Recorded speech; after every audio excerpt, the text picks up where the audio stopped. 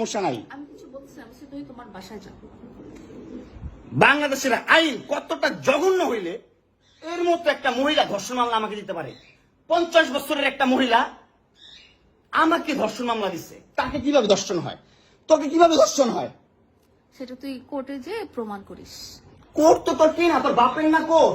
তোর বাপ আর্মিতে, তোর ভাই আর্মিতে, তোর জামাই আর্মিতে, তোর 2টা জামাই আর্মিতে।